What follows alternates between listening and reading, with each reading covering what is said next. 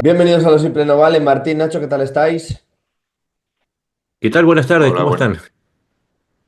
Buenas, ¿qué tal? Feliz Navidad, lo primero. Feliz Navidad y Eso buen es. año nuevo. Feliz Navidad, desearle a toda la gente feliz Navidad. También del tema que vamos a hablar de Ucrania principalmente, que ojalá no estuviera así la situación y que los ucranianos pudieran celebrar las Navidades como se merecen. Principalmente, y ya vemos cómo el señor Putin el día de Navidad lanza los misiles como siempre y le da igual que haya población o no. Y vamos a hablar de Ucrania obviamente, pero bueno, reitero, feliz Navidad a la gente, ojalá que la puedan pasar con las familias y con sus seres queridos estos días. Y lo primero a vosotros, muchas gracias. Este es el último vídeo que haremos del 2024 hablando de la guerra de Ucrania. Y hay mucho de lo que hablar. Vamos a empezar por ese derribamiento por parte de Rusia del avión de Azerbaiyán en Kazajistán, Martín. Bueno, sí, fíjate, eso nos ha pasado otro año, 2024, en la Mm. guerra de los 3 días, o de la semana, me da igual. Estamos ya, vamos a entrar en el cuarto año. Lo digo porque el 24 de febrero de 2025, que son 2 meses, entraremos en el cuarto año. El derribo del avión es una tradición, son estas costumbres que tienen los rusos, ¿no? Lo digo porque heredadas de la Unión Soviética, como casi todo, es una larga tradición. Y no solo tienen la tradición de derribar aviones comerciales, lo digo porque en este caso las pruebas, me llama mucho la atención que todavía, 3 días después, haya medios en los que dan pábulo a la versión esta de los pájaros, las bombonas de gas, había nubes que transmiten desde Rusia que están componiendo una versión más o menos vendible. Ha sido un derribo, claro, de un misil. Las pruebas son, vamos, irrefutables. Y añado, no solamente el hecho del derribo, porque ahí hay un elemento previo y es la incapacidad por parte de Rusia de asumir que está en guerra. Este es el problema. Ucrania tiene los cielos cerrados, no hay vuelos comerciales a Kiev o a Odessa, no los hay, porque hace 3 años asumieron que estaban en una guerra. Rusia, durante estos casi 3 años, ha pretendido jugar a la guerra sin guerra, a que las cosas no existían. Entonces, cuando se producen ataques de drones ucranianos sobre Grozny, que está a 800, 900 kilómetros de distancia de Ucrania, como no pueden reconocerlo porque es un fracaso estratégico brutal, estar siendo atacado por Ucrania a 1000 kilómetros del frente, han tomado la decisión de hacer como que la vida continúa con normalidad. Pero no continúa con normalidad. Están teniendo que defenderse con sistemas antiaéreos y esos sistemas antiaéreos, como ya sabemos, en el caso de Rusia, no son capaces de diferenciar muy bien entre los drones enemigos, los aviones propios y dentro de los aviones ni siquiera son capaces de diferenciar entre los helicópteros propios, los cazas de combate o los aviones comerciales. Y este es el problema de fondo. Han derribado un avión con un misil Pansir, no hay ninguna duda. De hecho, hay un lanzador Pansir ese, había uno en Grozny. Curiosamente, hemos visto en las fotografías de los rusos sacando ese Pansir de Grozny, de Chechenia. Exactamente lo mismo que hicieron en 2014 con el Buk que derribó el MH17 de Indonesia, que venía de Holanda. Eliminar las pruebas. Lo que cambia el hecho negligente y lo convierte en una acción criminal es que no solamente disparan un misil, un Pansir, sino que además niegan la posibilidad de aterrizar al avión. Había varias alternativas. Estaba Grozny, estaba Makhachkala en Dagestán, y lo mandan cruzar el mar Caspio. Y yo creo que además con la clara intención de que el avión cayera en el mar y las pruebas quedaran en el fondo del mar. Los pilotos, que yo creo que son realmente héroes, hay uno que es azerbaiyano y otro era ruso además, lograron aterrizar y hay supervivientes. Es un hecho, vamos, inexplicable, porque habían perdido todo el tiempo de cola, los hidráulicos, etcétera. Las fotografías, todas las imágenes, yo no soy ningún experto en darnos, pero es que no hace falta serlo en este caso. Es un comportamiento criminal, es un comportamiento criminal reiterado por parte de Rusia, uno más. Y todo deriva de la negación de la realidad. Es decir, es un comportamiento que podría haber sido un hecho negligente, un error. Una batería antiaérea se equivoca de objetivo y ataca un avión civil. Hasta ahí no deja de ser grave, pero podría explicar. Pero todo deriva de la negación por parte de Rusia, de los líderes rusos, de la realidad en la que está vive Rusia desde hace 3 años, que es una guerra que no solo no gana, sino que cada vez está siendo imposible de negar en las partes más profundas de Rusia. Pensamos que no estamos hablando de Donetsk o Lugansk o Rostov, estamos hablando de Chechenia.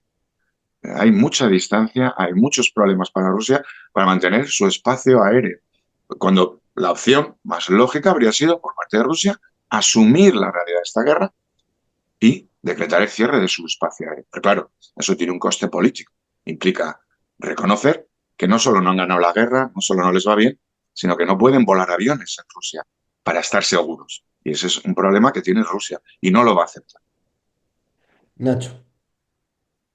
Sí, además hay algo que ya es como una constante y es que cuando uno empieza a unir hechos, se da cuenta que todo apunta siempre al mismo objetivo y es que Rusia no está en condiciones de librar una guerra moderna. Vamos a poner las cosas en claro cómo funciona esto. Cuando vos estableces un sistema de defensa antiaérea, una de las cosas más lógicas que haces es decirle al sistema que en esta ruta aérea no tiene que atacar objetivos. ¿Por qué? Porque lo más probable es que por ese lugar pasen aviones civiles. Es como el ABC. El uso de vehículos cada vez más viejos, de carritos de golf, la aparición de infantería yendo al ataque a pie, el uso de las bubancas, todo está relacionado. Si Rusia no solamente pierde vehículos, pues los vehículos no van solos, adentro de los vehículos van profesionales que se supone que están siendo entrenados. Ahora, eh, evidentemente, si vos, Rusia, perdiste 27 en lo que va, estas son las cifras de Oryx, 27 sistemas Pansir, también tenés que haber perdido gran parte de las tripulaciones que llevan años preparar, ¿sí? Entonces, este incidente también muestra que si no hubo una acción deliberada, hubo negligencia. Y si la negligencia existió, es porque cada vez más el ejército ruso está desprofesionalizado. Vos no podés poner a manejar un Pantsir, que es un elemento sumamente tecnológico, creo que si no me equivoco sale 27 millones de dólares cada uno. Vos no podés poner a manejar en alguien improvisado. ¿Por qué? Porque puede suceder este tipo de cosas. Entonces, todo tiene que ver con eso y por otro lado, hoy reconocían que en el momento del ataque, del ataque al avión comercial, había una alarma por ataque de drones ucranianos. Es decir, no están pudiendo ejercer la función básica de defensa aérea y cuando lo hacen con estos resultados. Todo conduce al deterioro tecnológico y profesional de Rusia. El avión no cayó porque sí, sino porque es la sumatoria de una serie de circunstancias que se vienen arrastrando y que hacen que Rusia hoy sea, si se quiere, un mono con navaja, porque puede tener sistemas muy avanzados, pero cada vez más demuestra que no tiene profesionales porque los ha perdido, porque no llega a tiempo a formarlos, o porque el mismo sistema cultural de Rusia hace privilegiar hace que se privilegie la llegada de personas que no están formadas o en los tiempos en los que no se les da ese lapso necesario como para que sean profesionales. Lo del avión, como dijo Martín, es uno más entre otros incidentes. Lo que sucede es que, y esto abro el debate, no pasó en cualquier lugar, pasó con Azerbaiyán, con la línea estatal azerí. Azerbaiyán es un país que cada vez está más cerca de Turquía, Turquía está cada vez más lejos de Rusia, porque, bueno, evidentemente lo de Tartus y las bases en Siria tienen mucho que ver con ese aprovechamiento que hace Erdogan para que los turcos avancen sobre las posiciones rusas.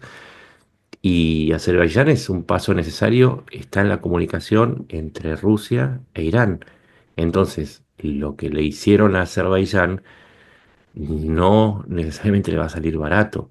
O sea, fue mucho más que un derribo. Es una consecuencia y puede tener todavía consecuencias aún más profundas si los azeríes interpretan que Rusia no es una nación amigable y que ese lugar que ocupan, porque recordemos que tanto a través del territorio azerí como del mar Caspio, que es mar territorial en su mayor parte de los azeríes, más la ruta, hay una ruta, una vía férrea que viene de la India y llega hasta Rusia pasando por Azerbaiyán, ahí tiene un problema Putin. Si no lo resuelve rápido, lamentablemente para él, afortunadamente para el resto, va a seguir debilitándose en la periferia. ¿Y todo por qué? Porque fue a la guerra previendo que iban a ser 3 días y ya van 3 años, 4 años, No, es muy y no interesante. tiene cómo resolverlo. Ujú.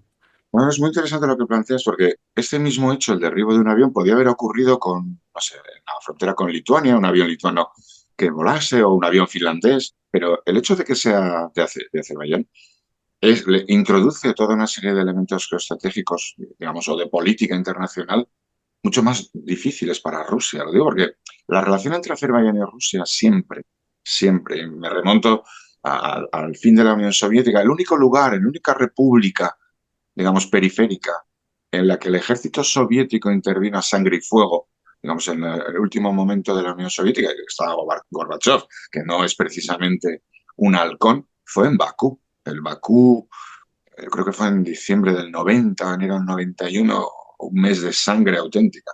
Bien. ¿Por qué? Porque tiene recursos petrolíferos y gasíferos. Y para la Unión Soviética, Bakú era un pozo petrolífero y no estaba dispuesto a renunciar. Podía renunciar a Lituania, podía renunciar a Estonia, podía renunciar a Bielorrusia, pero Azerbaiyán era distinto. Durante 30 años, Rusia ha adoptado siempre una postura de apoyo a Armenia, por ejemplo, como manera de contrapesar a Azerbaiyán. Se han dedicado siempre a jugar al gato y al ratón. Rusia ha buscado siempre presionar a Azerbaiyán, mantenerlo aislado, entre otras cosas por sus lazos con Turquía, pero también porque geográficamente o comercialmente, como tú bien señalabas, Nacho, Azerbaiyán está en la ruta con Irán. Es un obstáculo para Rusia. No solo es una fuente de recursos que perdió, no solo es un competidor de recursos naturales, petróleo, gas, sino que además es un obstáculo. Es verdad que, como a su vez Azerbaiyán está gobernado, digamos, es una república hereditaria, tiene un sistema político muy parecido al de Rusia, digamos, son dos sátrapas que hasta cierto punto se copian, se simulan, son muy parecidos, pero rivalizan. Es verdad, Ujú. el tamaño de Azerbaiyán es incomparable con el de Rusia, pero en términos económicos o geoestratégicos sí es comparable. Lo digo porque este hecho, menor si queremos desde el punto de vista global, es un accidente de aviación, aunque sea un derribo. Rusia podía resolverlo pidiendo disculpas, tratando de enmendar la plana, castigando a un capitán o a un coronel militar, que decía, hay muchas fórmulas de salir de este entuerto desde este punto de vista. Y vamos a ver por dónde sale. Porque la experiencia que tenemos con Rusia y lo que estamos viendo estos días es que van a tratar de echar un poco de tierra sobre el asunto. Unos pájaros, unas bombonas de gas, la niebla, había un ataque de drones ucranianos y va a depender muy mucho de lo que quiera obtener, digamos, el rédito político que quiera obtener Azerbaiyán. Y esto, Azerbaiyán, como tú muy bien decías, hay que interpretarlo siempre en clave turca. Son vasos comunicantes entre la Turquía de Erdogan y los Aliyev en Azerbaiyán. Es el sultán grande y el sultán pequeño, como queramos ver, o el sultán rico y el no tan rico. Entonces, vamos a ver cómo evoluciona esto, porque se le podría abrir un frente político muy doloroso a Putin en el sur, un sur que precisamente no es que sea una zona tranquila, pero es lo que le faltaba, digamos, a esta situación que vive Rusia. Ha perdido Siria, está enfrascada en una guerra totalmente, vamos, costosa, no, es sangrante para Rusia. Tenemos el caso en el Báltico, el corte de Kizil. Está metida en una cantidad de líos de los que no se ve una salida fácil. Y todos ellos, como bien decías tú, porque todos ellos al final nos llevan al mismo punto. A alguien que desde su incapacidad real ha pretendido jugar a ser algo que no lo es. Una superpotencia global cuando difícilmente es una potencia regional. Entonces, claro, se le ven las costuras por todas partes. Entonces, va a depender muy mucho esa debilidad, cómo la perciban sus rivales, en este caso Azerbaiyán sería un rival claro, cómo perciban la debilidad de Rusia y cómo quieran aprovechar esa debilidad. Y esto es un elemento que vamos a ver desarrollar en tiempo real, lo digo porque los hechos dramáticos o accidentes o como este, un crimen, digamos, contra un avión civil, pueden tener muchas salidas y depende de la opción que adopte, digamos, el país perjudicado, el titular de la línea. Entonces, vamos a ver cómo evoluciona porque se le puede abrir otro frente político, económico, incluso militar, importante a Rusia. Sí, además hay un viejísimo problema. Hay un gasoducto que transporta el gas desde los yacimientos de Bakú hacia Turquía, que pasa por territorio ruso. Y es un problema porque la justicia rusa, por cuestiones medioambientales, en realidad es la política, le venía frenando el paso del gas azerí hacia Europa. Claro, el gas azerí compite con la extorsión de Putin a los europeos y ya desde ese momento, y es muchísimo dinero el que está en juego, los azeríes empezaron a decirle a Putin, pero ¿cuál es el juego? O sea, el gas para los azeríes es todo, es su economía. Entonces ya se venían enfrentando y este tipo de incidentes no ayudan, particularmente porque además, si no recuerdo mal, fue en septiembre o en noviembre que Putin viajó a Azerbaiyán tratando de reconstruir esa alianza, o por lo menos compensar el acercamiento de Azerbaiyán con Turquía y recoger los frutos de la tradición armenia. Entonces, por la tradición armenia, por el ataque a Artsaj en el Nagorno-Karabaj, que empezó en el 2020 y que este año terminó con la toma de Artsaj. Y este tipo de incidentes son los que marcan a ver, cómo se puede arruinar en cuestión de minutos el trabajo que hace Putin, por lo mismo que decíamos antes, porque hay un par de incapaces puestos por un sistema que promueve incapaces. Y esto no está muy separado de lo que sucede en el resto de las cuestiones que tienen que ver con Rusia. Voy a poner un ejemplo. Se les acaba de hundir un barco, ¿sí? En el Mediterráneo. Le explotó una turbina. Yo no escuché, y eso que busqué, no encontré muchas explosiones de turbinas en otros buques, y esto también marca que Rusia es una decadencia permanente, es como el reino de la ineficiencia, y así no se puede construir un imperio, ¿no? Salvo que gastes muchos hombres, pero bueno, en algún momento los hombres se acaban, lo que es infinita es la ineficiencia, y ahí está el problema de fondo de lo que estamos viendo, y vamos a encontrar cualquier cosa que analicemos de la guerra en Ucrania es pequeños avances en base a la masa, pero que también eso tiene una contraparte, que es que utilizan la masa porque no tienen eficiencia y porque perdieron la profesionalidad, porque vos, Martín, hoy publicabas un posteo de cómo se veían las columnas mecanizadas al principio de la guerra. Eran todos BTR-80, BMP-3, T-90, y hoy tenés autos civiles con chapas encima, con chapa arriba. Es eso. ¿Mm? No, mira, hoy, fíjate, porque se cumple en el año 79, hoy es 27 de diciembre, y fue cuando, en el año 79, cuando la Unión Soviética entró en Afganistán, año 79. Hablamos Ujú. de 5 años, ¿no? Buscando una fotografía esta mañana de la llegada de las primeras unidades rusas, soviéticas entonces, a Kabul, lo que me salió fue una columna en la que había bujancas, las mismas Ujú. bujancas que vemos ahora utilizadas ya no solamente como transporte en la retaguardia, que ya se utilizaban, insisto, hace 45 años, con todo lo que significa 45 años digamos, de motor, de vehículo, de diseño, de concepto, ¿no? Entonces, cuando hay un país, Rusia, que ha jugado a ser el segundo ejército del mundo, a ser el niño, llamemos gamberro del mundo, al estar donde hay un interés europeo, occidental, americano, pues ahí voy a tocar la vaina, ¿no? Están buscando un acuerdo de paz en no sé dónde, entro yo a desestabilizar. Hay un problema de inmigración en el Sahel, en África, entro yo a desestabilizar. Hay uno siempre buscando ese punto que le dé un poder, pero la realidad, y yo creo que esta es la clave que no se quiere entender de Rusia, es que Rusia como imperio, entendamos, la Unión Soviética solo era el imperio ruso con bandera roja, tampoco le demos muchas más vueltas. Lleva en un declive profundo al menos 50 años. Por eso cayó el muro, por eso estamos viendo año 22, 23, 24, lo que estamos viendo. Por eso, lo que decías tú, son los pequeños detalles son lo que cuentan. Aviones que se les caen, buques que les explotan, submarinos que se les hunden. Es decir, si analizamos la historia de Rusia en los últimos 30 años, no las revistas, no los grandes desfiles en la Plaza Roja, no las ferias de armamento donde dicen que hacen. Si vemos su realidad, vemos eso, que las mismas bujancas, las furgonetinas estas, es que se dice pronto, ¿no? Que cualquiera, pensemos que nuestro padre o nuestro abuelo tenía una furgoneta en 1979 y nosotros siguiéramos utilizando la misma furgoneta para los usos diarios. Ya nos dice mucho. Es decir, y eso tiene que ver con lo que hay detrás de Rusia. No la que nos han querido vender, esa de los 1.500 tanques al año, los aviones Stealth.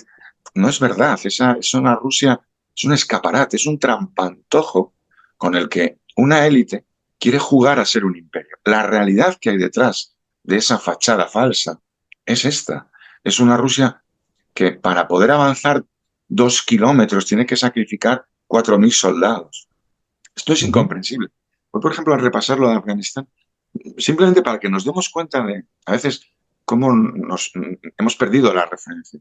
Durante los casi 10 años que la Unión Soviética, no Rusia, porque en términos de población eso cuenta mucho. La Unión Soviética llegó a tener 230 millones de habitantes, 220. Rusia no llega a los 140.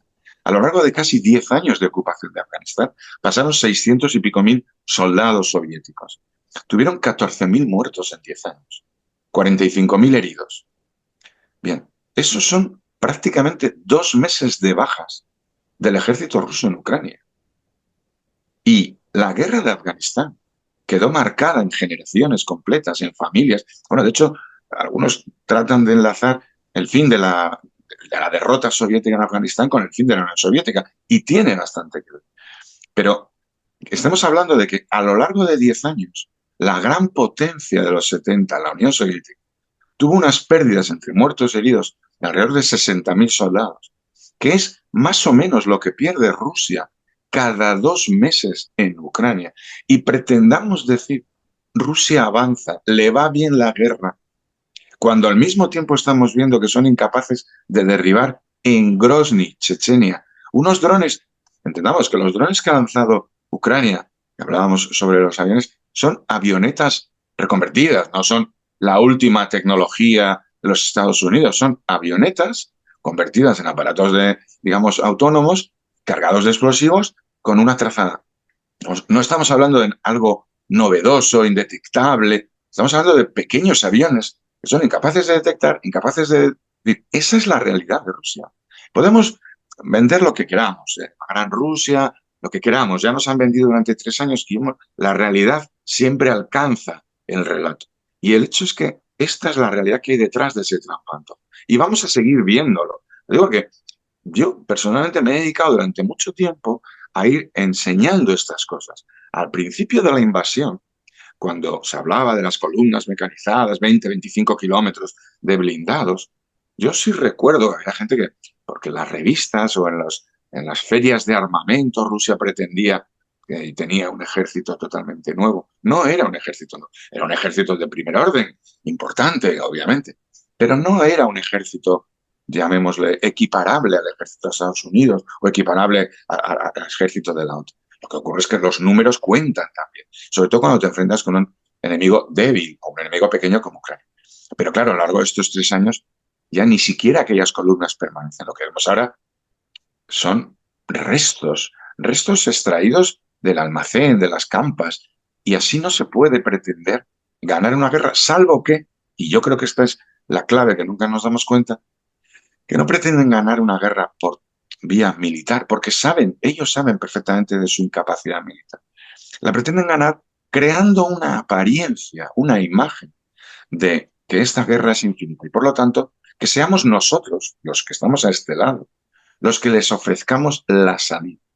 Y yo creo que es aquí donde juega hábilmente siempre, o sea, en la creación de una imagen, una apariencia, un espejismo en el que salen relativamente indemnes, venden una posibilidad, ¿no? Nos tienen que dar tres oblasts, nos tienen que... Ucrania tiene que renunciar a ser Unión Europea. ¿Pero por qué? ¿Por qué se le tiene que ofrecer una vía de escapatoria a alguien que realmente está derrotado y que cuanto más tiempo pase, la evidencia de la derrota va a ser mayor, no solo para nosotros, sino para su propia población? Esta es la clave. Nosotros, desde Occidente, tenemos que elegir entre dar una salida a Rusia o que la salida sea que asuman su derrota, para que cambien.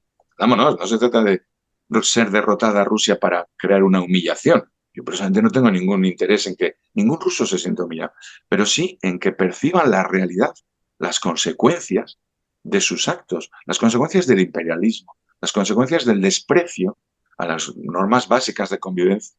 Esta es la clave. Y yo creo que en ese sentido, cualquier actitud debe llevar a que en Rusia asuman su realidad, la realidad de una potencia regional que quedó desfasada hace 30 o 40 años, no a una realidad imperial, inventada, que no concuerda con lo que ellos saben que existe y nosotros vemos que tienen todos los días.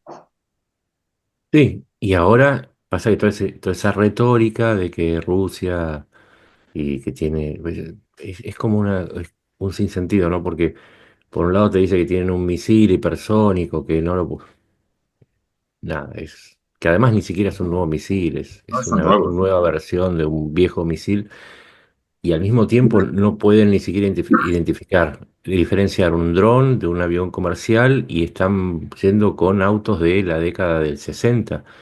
Entonces, toda esa retórica y esa manipulación del discurso da la impresión, y también por la forma en que están malgastando vidas rusas, de norcoreanas y de otras nacionalidades, es que están tratando de llegar al 20 de enero, que es la fecha de asunción de Trump, con el discurso lo suficientemente robusto en una cantidad de la opinión pública lo suficientemente sólida como para decir hay que obligar a Ucrania a terminar una guerra que él no puede ganar. Y en el fondo se trata de eso. En el fondo es eso. Lo que pasa es que, es que es una fachada que se va renovando, pero que atrás no hay más nada, no hay nada. Y aún así la gente insiste en no ver la profundidad del asunto y quedarse con la fachada, como que, no, viste que Rusia ocupó, a ver, Rusia ocupó 7 calles y al mismo tiempo en Zaporizhia, Ucrania hizo una, ahora no me acuerdo el nombre de Kamianska, Karimir. Ahí está, Kamianska. Kamiansk. Recuperó, avanzó 1 kilómetro, que es lo que Rusia avanza en un mes o más. Entonces, lo que vos decís, Martín, a veces se hace arduo el trabajo, pero al menos uno sabe cuando se va a acostar que uno hizo un trabajo honesto al decir, no es que Rusia no es lo que dicen y nunca va a ser lo que dicen porque nunca podría serlo. O sea, nunca podría ser una potencia capaz de llegar a donde quiere llegar. Y voy al punto de lo que vos decías, que me parece que es donde más habría que poner énfasis. Lamentablemente, y a mí me dicen que soy anti-Trump, me agotan, ¿sí? No es una cuestión de ser anti-Trump.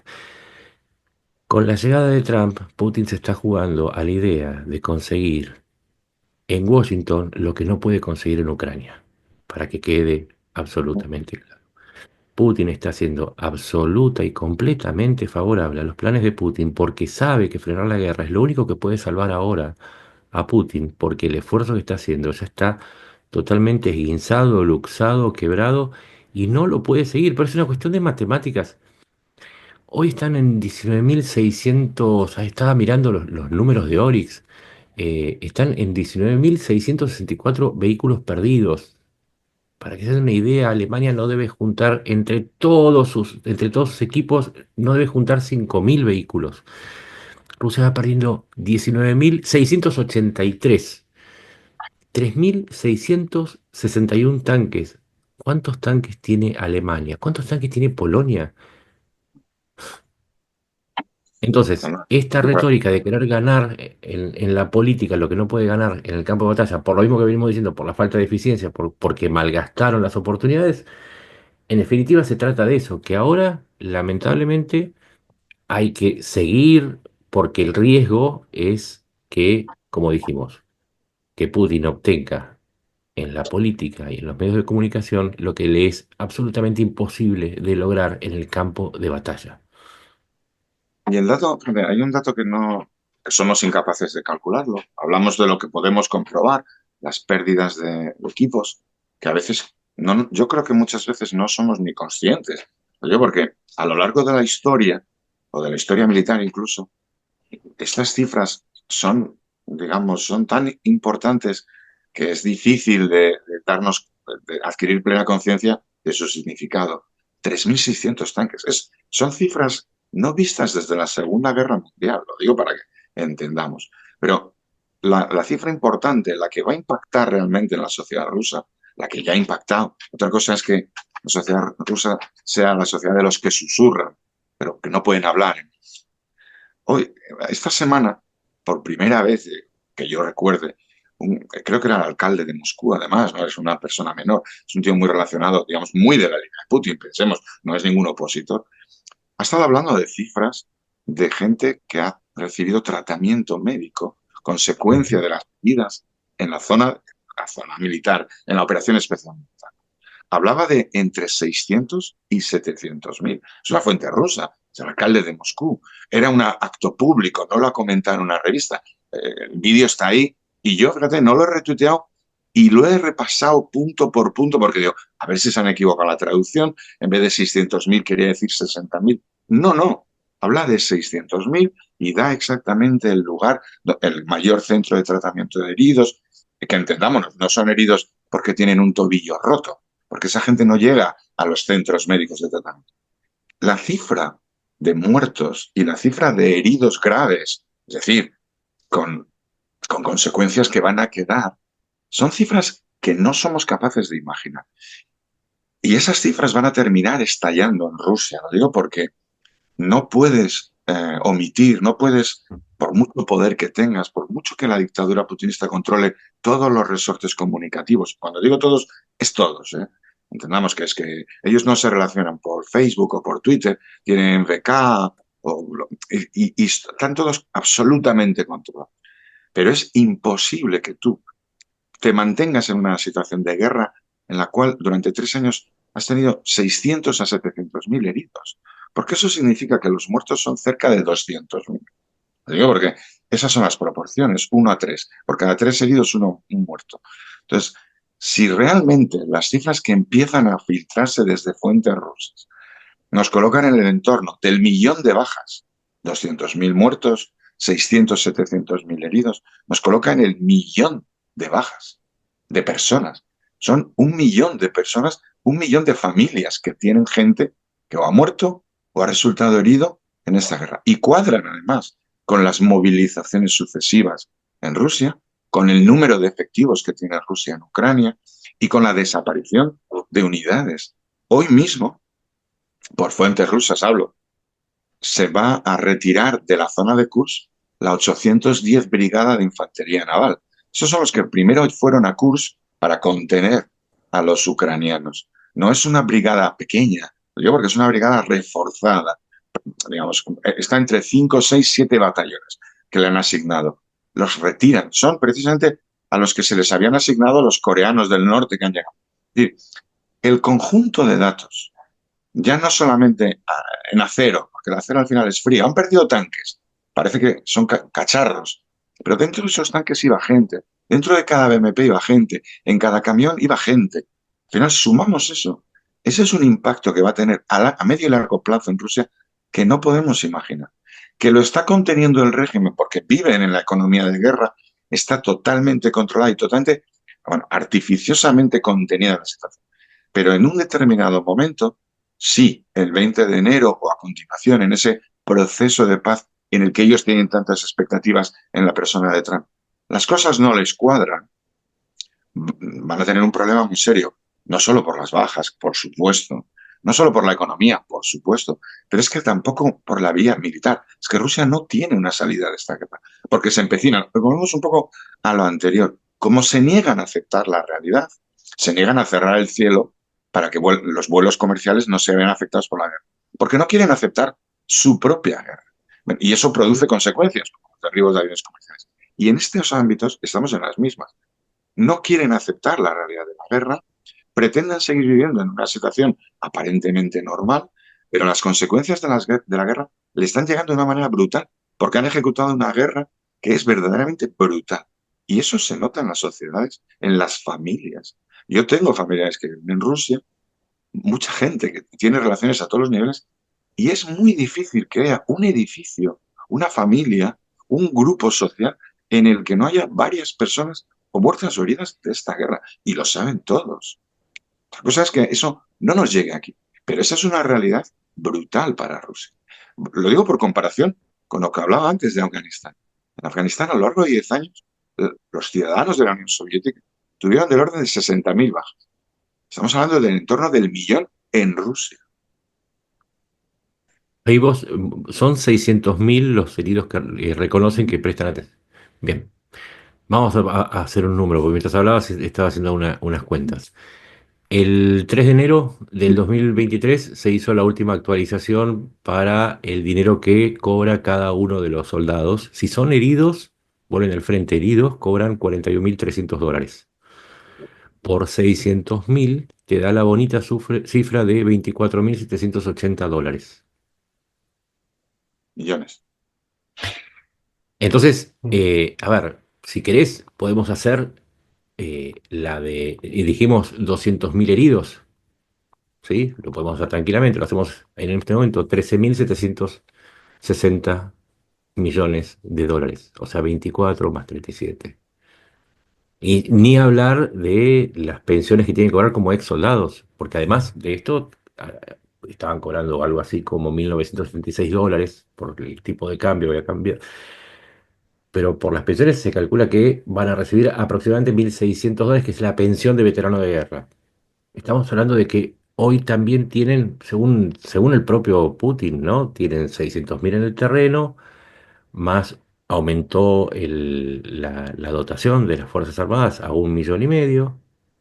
Si vos tenés sueldos que, pongámosle un promedio de 2.500 dólares entre los profesionales, más los sueldos de las personas, más los que tenés que gastar en equiparlos, en darles de comer, en combustible, es imposible sostener esta guerra, porque, como siempre decimos, que vos tenés a Rusia que está por su cuenta, está bien, tiene a China, pero China le cobra en combustible, le cobra comiéndose el hígado de a poco. Ucrania tiene del otro lado a toda la potencia industrial y financiera de Occidente. No sé, por ejemplo, los 300.000 millones de dólares que le decomisaron a Rusia son ahora de Ucrania. O sea, sus reservas virtuales, o por lo menos las ganancias de esas reservas, van para Ucrania. Entonces, hablamos de cifras enormes. Yo no hice la última actualización. En el último número que yo saqué, y que creo que fue en julio de este año, a mí me daba un costo de la guerra de 1,26 billones, o sea, 1.260 millones de millones.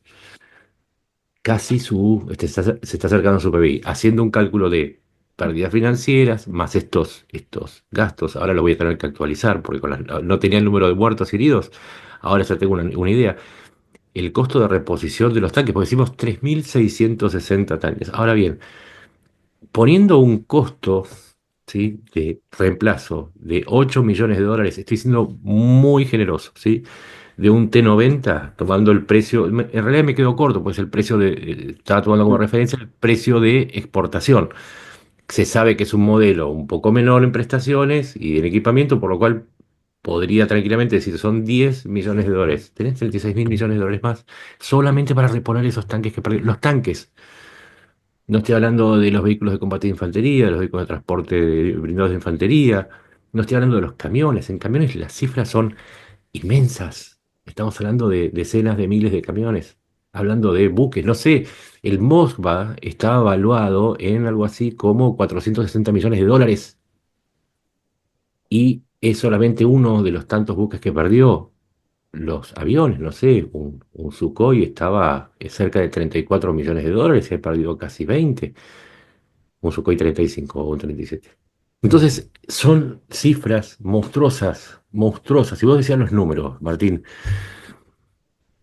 tenemos 1 millón de bajas, ¿sí? 600.000 más 200.000, porque tenemos los heridos, 200.000 muertos, deberían ser más o menos por las proporciones, pero después tenés los que llegaron, los que volvieron sanos, ¿sí?, que volvieron enteros. Tenés 1 millón de personas. Ahora, sacamos los 800.000, ¿sí? Los sacamos porque son bajas, ya están fuera de circulación.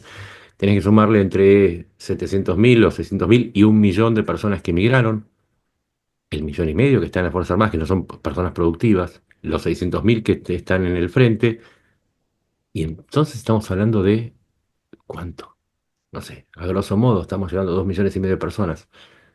¿Sabes cuántas personas nacen en Rusia por año? 1,300,000. Es decir, se comió 2 años de demografía, 2 años. O sea que no vamos a calcular los metales, calculemos las personas, 2 años de demografía. Y no son mujeres, ¿eh? Son Sí, sí, sí. hombres. Y después dicen, tenemos el desempleo más bajo, estamos en pleno empleo. Y sí, claro, hermano, porque te están faltando personas. Porque te Correcto. comiste 2 años de demografía, seguramente te van a faltar, te va a faltar mano de obra. Y sí, pues decir, tenés el desempleo más bajo, está tan bajo que está a la altura de una tumba. Bueno, pero es que cuando hablan de las... Es que hay un desempleo muy bajo. A ver, el sueldo medio en Rusia, para entenderlo, sueldo medio, está alrededor de los 500 euros al mes. Lo digo para que nos coloquemos en Ujú. la realidad económica de Rusia. Si a ti te pagan 4.000 por ir a la guerra y te han vendido además que esa es una guerra que está prácticamente ganada, que los ucronazis ya son unos jubilados y unas señoras embarazadas, que son cuatro, la gente se apunta, por eso se ha apuntado. Estas sucesivas movilizaciones, que suman aproximadamente 800.000 personas, que es que cuando movilizas 800.000, pero tu número de combatientes es estable, es porque los que entran, acto seguido, según van entrando, van saliendo en dirección a los hospitales o a los cementerios. Bien, claro que les falta gente, es que hay 1 millón de personas por donde hay. 1 millón de personas que han desaparecido, digamos, Ujú. de la ruta productiva. Ya no son albañiles, ya no son fontaneros, ya no son maestros, ya no conducen un taxi, no llevan un tren, no fabrican, no producen. Se han dedicado, primero, a ser soldados y están en un hospital, luego ya son detractores de recursos o están muertos. Luego, sus viudas y sus hijos son detractores de recursos, para entendernos en estos términos. 1 millón. 890.000, 900.000, si al final me va a dar igual, no quiero, no es, utilizo la cifra del millón porque probablemente si sumamos los rusos, los ucranianos de la zona de Donetsk o de Lugansk que han sido movilizados, los chechenos, tal, al final nos vamos al millón.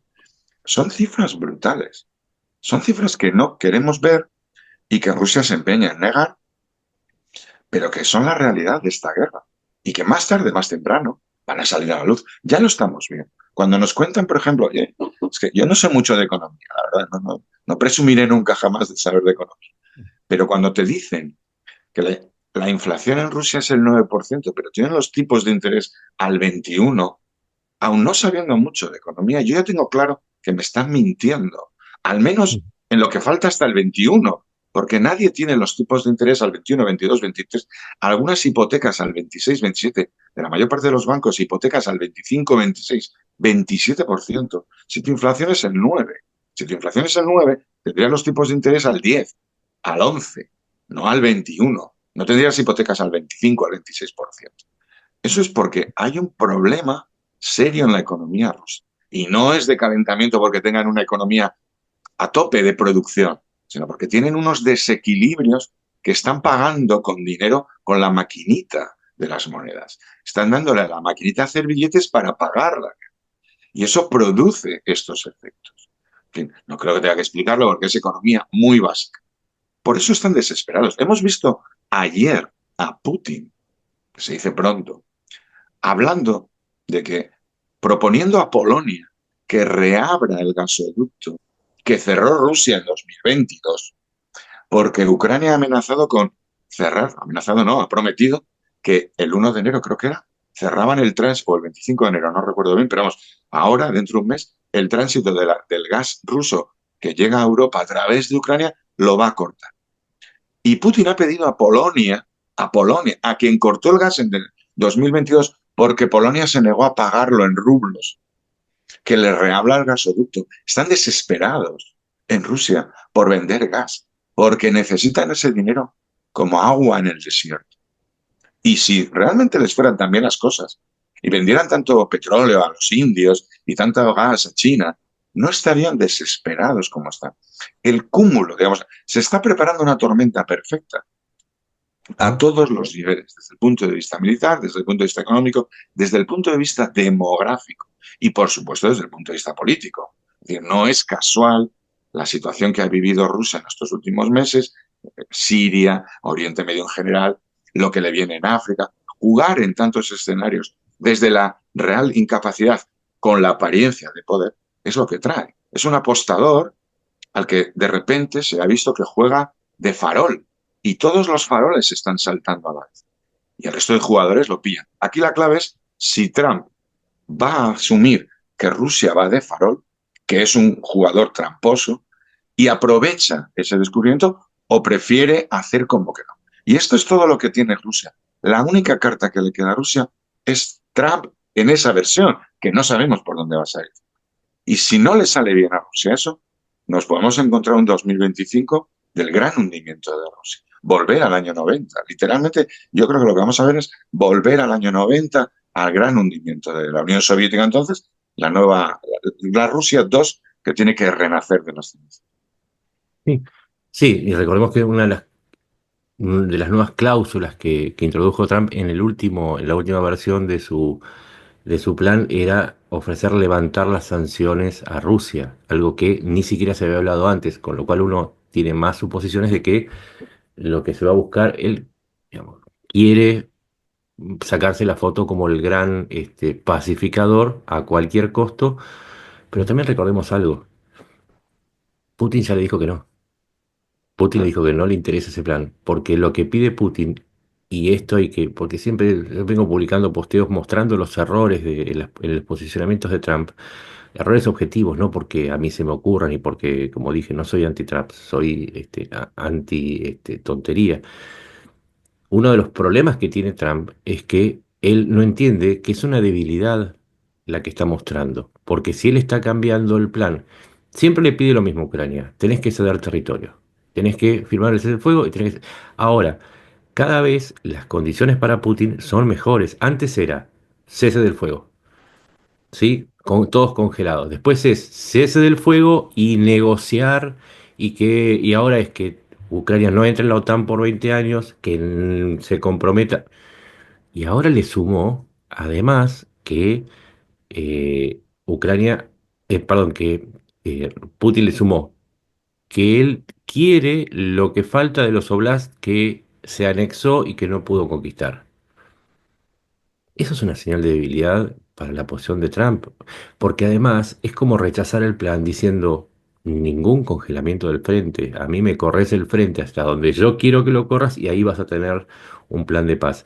Y aún con Trump diciéndole te vamos a levantar o relajar las sanciones, le sigue diciendo que no. ¿Por qué Putin sigue avanzando? Y yo creo, y es una suposición que parte del análisis, y es que él sabe que es más fácil para Putin doblarle el brazo a Trump que lo que es para Ucrania y Europa unida lograr que cambie de opinión y apoye una solución un poco más racional que sería que cada cual respete el territorio que le pertenece. Entonces yo creo que ahí Trump llega con una debilidad de origen. Y cierro con esto. ¿Qué es lo que tiene Trump? Siempre pregunto en las negociaciones, ¿no? ¿Qué es lo que tenés vos para presionar al otro? O sea, ¿cuál es el valor que vos tenés para presionar que el otro te diga que sí? O sea, ¿qué es lo que tiene eh, Estados Unidos de la mano de Trump para, para forzar a Rusia a aceptar un trato? Solamente una cosa, que arme a Ucrania. Pero es algo que Trump dijo por ahora que no va a hacer. Y en los hechos MAGA, estamos hablando del principio de diciembre, a través de Mike Johnson, que recordemos, es uno de los títulos, es el jefe de los speakers, es una de las cabezas de MAGA, dijo, nosotros no vamos a mandar más armas a Ucrania. Entonces, señor negociador, si vos sabés, si vos ya dijiste que no vas a meter a Estados Unidos en ninguna guerra, que no querés una tercera guerra mundial, ya le cortaste la posibilidad de tener más armas a Ucrania y le estás mejorando las condiciones al otro oferente, que es Putin, entonces siempre uno más uno va a ser dos. Evidentemente, Putin se prepara para el 20 de enero porque sabe que lleva las de ganar, por lo menos dentro de la mente y los calzones de Trump, que muchas veces cuesta distinguir cuándo está pensando con uno y cuándo está pensando con el otro. O sea que yo, el mundo Trump, la verdad, me cuesta, digamos, no soy capaz de lucrar. Yo creo que hay un riesgo, es decir, todo lo que tú dices estoy de acuerdo, ¿no? De hecho, yo siempre he pensado que Trump tiene, digamos, está comprometido, ¿no? Hay algo que tiene Putin contra Trump. Personalmente, fíjate, no tengo ninguna evidencia, pero su comportamiento a lo largo del tiempo y su vida, porque si miras un poco su biografía te das cuenta que es una de estas figuras que ha visitado Rusia muchas veces, desde hace ya muchos años, con muchos negocios, y eso solo conduce a un punto, ¿no? Bien, pero al margen de esta teoría, que solo es una teoría, ¿no? Hay un punto en el que todo este esfuerzo, digamos, por mucho esfuerzo que haga Trump o el grupo de Trump de facilitarle una salida a Rusia, hay un problema y es la actitud de la élite de Putin, por simplificarlo. Siempre van a pedir más. Hay un problema de ser incapaces de aceptar la realidad. Siempre creen que la soberbia, por decirlo de una manera, es un pecado de soberbia. Ellos siempre quieren obtener algo más. Han heredado una determinada filosofía. Yo le llamo la filosofía Gromyko, por aquel ministro de Asuntos Exteriores, que se sentaba a negociar y era, vamos a negociar de lo tuyo, porque lo mío es innegociable. Ese tipo de actitud impregna totalmente la mentalidad rusa. Ellos, cuando decías tú, que Putin pretende que le entreguen las partes de los oblasts que no han conquistado. Fíjate qué pretensión.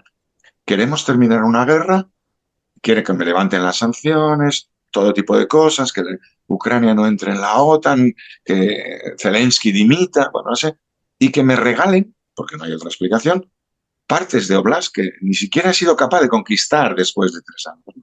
Y esas pérdidas tan monstruosas. Es una pretensión tan fuera de control que yo creo que va a bloquear, porque va a dinamitar incluso el afán más entreguista, digamos. Yo lo pienso un poco y me sitúo en los años 30 y pienso en los Chamberlain o Daladier, que fueron capaces de entregarle los Sudetes a Hitler y que Hitler los rechazaba. No, los Sudetes no quiero. Los Sudetes, los no Sudetes y Polonia. Claro que llega un momento en que, aunque quieran satisfacer las ansias, es imposible. Pero claro, es que eso responde a una mentalidad rusa. Es que Putin no puede salir de esta guerra. Es que yo creo que la gran trampa en la que ha caído Putin es que no puede salir de esta guerra. No Porque puede. no puede. Entonces, no puede aceptar la paz. Es decir, aunque le entregasen, aunque le levantaran las sanciones, aunque mañana, no sé, aunque necesitara la ayuda del Fondo Monetario Internacional, que ya hay voces en Rusia, incluyendo la presidenta del Banco Central, que están hablando de la ayuda del Fondo Monetario Internacional para que no se hunda el rublo. Hoy estaba a 107 otra vez, ¿eh? Lo digo porque. Entonces, no puede. Ha convertido al país en esclavo de sus propias mentiras y de su propio silencio. En cuanto estalle la paz, se va a tener que hablar más claro en Rusia. Y él está atrapado en su propia obra. Y yo creo que esto es lo que va a impedir que incluso aunque Trump quisiera ofrecerle Gerson, por decirlo así, si le ofrecieran Gerson, desde Moscú dirían, bueno, y queremos Nikolaev también. Nikolaev también. Claro, y va a hacer imposible esa paz, por mucho que le ofrezcan a Rusia. Sí, y ahí con lo del Fondo Monetario es importante porque recordemos que el Fondo Monetario está manejado por, ahí está viendo el 16,52%, que es el voto mayoritario de Estados Unidos, y evidentemente está mandando un mensaje, porque si vos no tenés el voto de Estados Unidos, a ver, más del 60% es Estados Unidos más el G7, ¿sí? China tiene nada más, estaba mirando el 6,09. Entonces, si el Fondo Monetario ayuda a Rusia es porque Estados Unidos lo gestiona. O sea, le está pidiendo ayuda a Estados Unidos. Segundo, si vos estás pidiendo ayuda a Estados Unidos es porque tus finanzas son un desastre. Y no está, a ver, no pide 3.000 millones, 4.000 millones. Necesita un salvataje inmenso. Sí, el déficit es de... A ver, el previsto es del 3% del PBI sobre un PBI de 1,7 billones. Es un montón. Son casi 5.000, no, 50.000 millones. Ese es el déficit. Entonces, para hacer un salvataje del Fondo Monetario, necesitas muchísimo dinero que el Fondo Monetario en este momento no tiene. ¿Por qué? Pues se le gastó básicamente en Argentina, en Ucrania, en Egipto y en un par de países más, países africanos. No existe esa cantidad de dinero. Y menos no te lo van a aprobar si vos no tenés el apoyo del G7 y del G20, que son los principales. tenedores de las DEG, de los derechos especiales de giro, que a su vez se traducen en la cantidad de votos, pues estás una cantidad de X de votos, depende del tipo de plan. Básicamente necesitas que Occidente te apoye. Pero además hay otro problema en esto que estás contando. Si vos tenés una economía a punto de estallar, no tenés dinero, ¿sí? Porque no tenés dinero, y lo que vos contás de Polonia, y necesitas pedirle a Polonia, el gasoducto de Polonia implica la entrada inmediata de unos, había un cálculo ahí en las redes, 5.463 millones. Si ya por 5.463 millones de dólares te estás bajando los calzones y estás un poco desesperado. Estamos hablando de lo que cuesta, no sé, dijimos recién que en pensiones gasta 24.000 millones de dólares. Entonces, sí, el Estado está, mira, lo que insisto es por qué la gran política no se está dando cuenta que Drago, ¿cómo se llama Drago el que peleaba con Rocky, el ruso? Sí, sí, ¿Sí? sí, Que sí. Drago no da más, o sea, que no solamente no tiene más aliento, sino que se hizo encima. Entonces, ¿cómo vas a parar la pelea ahora? Que Rocky se está recuperando y cada vez le está metiendo más piñas.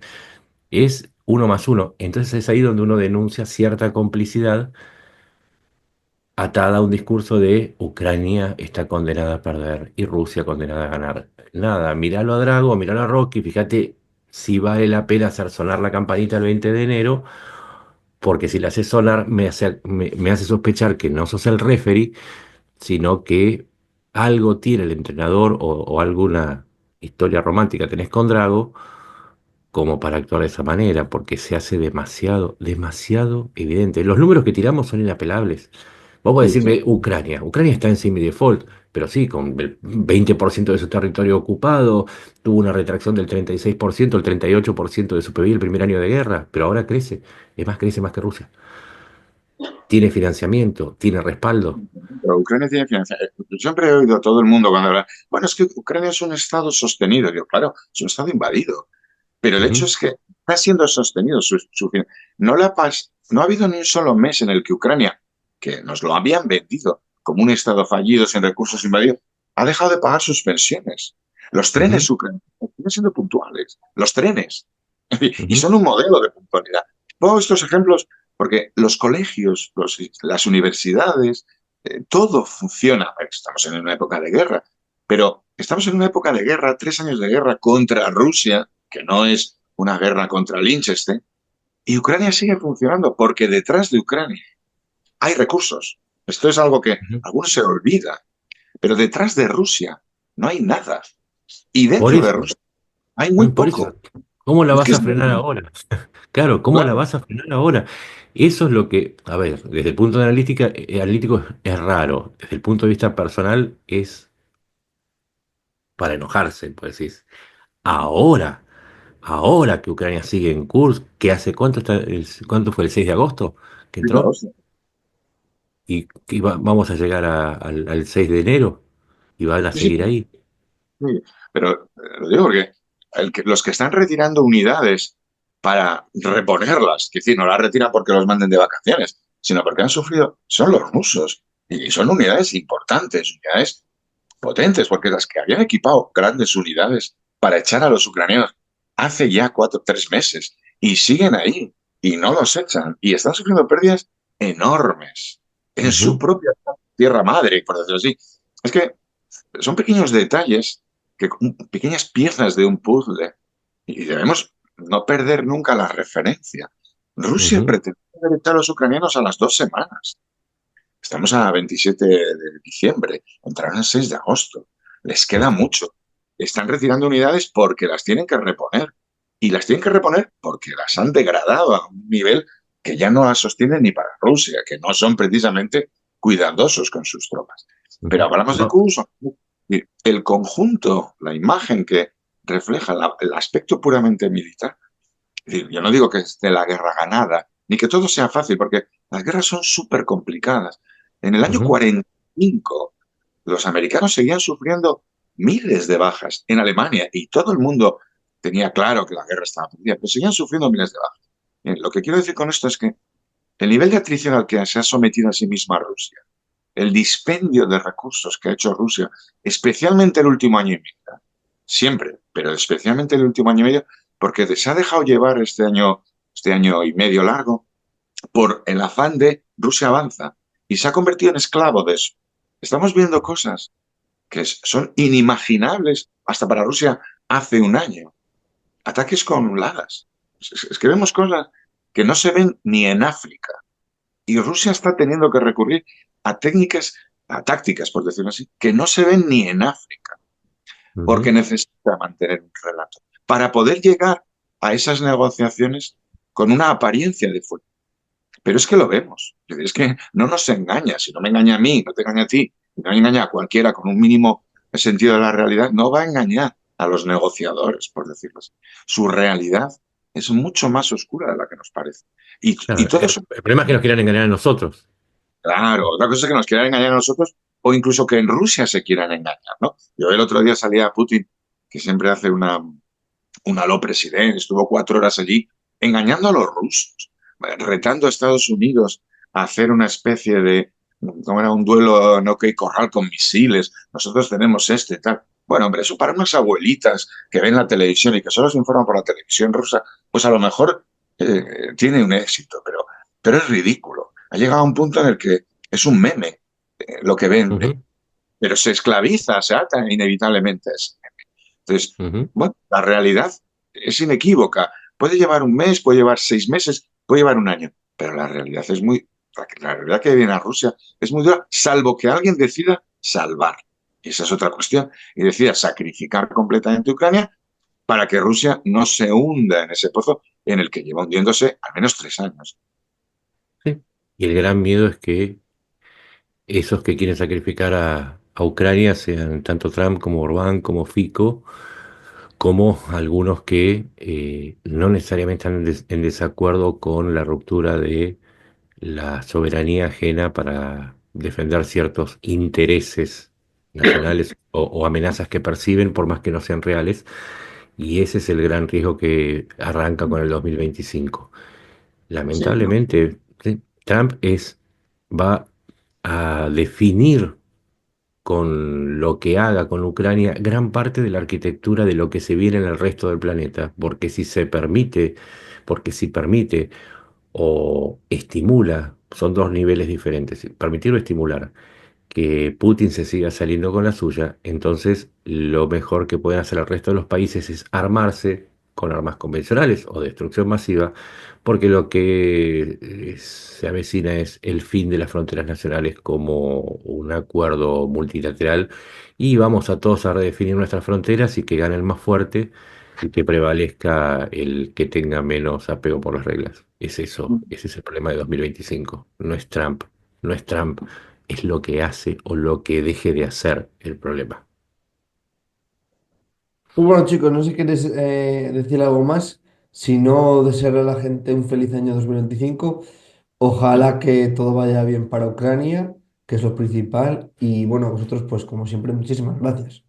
Ujú. Yo un consejo, empiecen bien el año, no discutan en las fiestas, acuérdense que no vale la pena querer ganar una conversación con personas que no van a ver hasta el año que viene probablemente la misma situación. Tengan un buen 2025 y aprendan de las relaciones internacionales. A Muy bueno. veces para pelear hace falta dos, uno con ganas de ganar una discusión y otro que crea que se puede ganar una discusión. Nada, empiecen el año bien, no discutan, sean felices, lean. Si no, en vez de discutir, usen ese tiempo para leer, es mucho más provechoso.